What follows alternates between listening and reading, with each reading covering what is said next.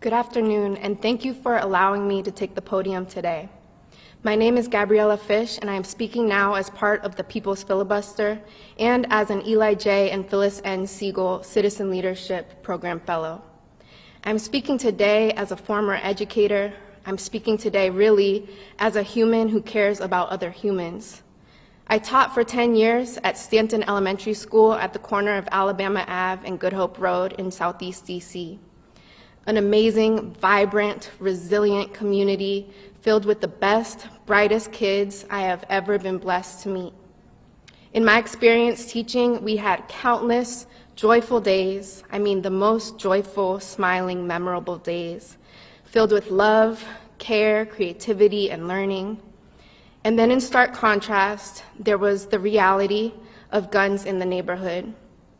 Guns stealing our kids' joy and their chance to be kids. Some frequent reminders would be ever present in my teaching career. Texts with my kids' moms giving me a heads up about the anniversary of their father's murder, that Rayon might be sad today, or telling me that they were sitting at the bus stop last night when there was a shooting. Or a first day of school when playing Would You Rather, fifth grader Avi shares she would rather choose world peace over curing cancer because she and her family had to duck below the windows last night when they were shooting. She doesn't feel safe. Or when fifth grader Janelle was being interviewed for a documentary we were making, and she breaks down, tears erupt, talking about walking home from school after clubs and the fear she feels getting her little sister from school to her home safely, just a few blocks, knowing that by a certain hour, shooting might start. In December 2017, the shooting hit home. It hit our community to its core with the murder of Gerald Watson. He was 15 years old. Gerald was known since he was little as a star. He was the talent show dance king. I remember his third grade teacher tried repeatedly to get him on the Ellen show because this young boy was so talented and so kind and so deserving. As he grew up, he was a role model to his siblings, such a tight family, and some of my all-time best memories teaching involved this family. But he was murdered, gun violence. You might not have heard about it. It wasn't a mass shooting, but it was a massive devastation to anyone who knew Gerald or the Watsons. It was ripples of anguish, and that hasn't gone away. It is still felt deeply, every day. Our school community felt that devastation of gun violence another time in quick succession, July 2019, Karan Brown.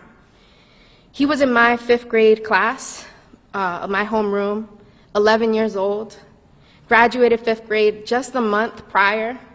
He loved football. His brothers, both relatives and those who he considered his brothers, who were his friends. He was the kind of boy that would give a big smile on his face, arms around his friends, defending Dak Prescott's game over breakfast with his best buds. He was shot outside of our school by someone in his 30s, someone he didn't know. He was killed. At his funeral, our students were rubbing their teachers' and parents' backs. We all grieved. We still do. There are still balloon releases and I miss you Instagram posts. Still tears, still disbelief. That does not go away. The process of healing is forever. My fellow fifth grade teacher, Ms. Haynes, said something that sticks with me. She said, "I did not become a teacher to keep burying my students." We need to act now. There need to be less guns on the street, less killing, less gut-wrenching trauma and loss that lives in us every day. We need to proactively act instead of being forced to reactively heal. Congress, I demand that you act on behalf of Karan, on behalf of Gerald, on behalf of anyone and everyone whose life was cut short due to gun violence. I demand that you put in proactive measures to protect our young people, their families, our communities. We cannot keep going on like this. I challenge my friends, Siegel Fellows and founders also, to record a video and take part in this 24/7 filibuster.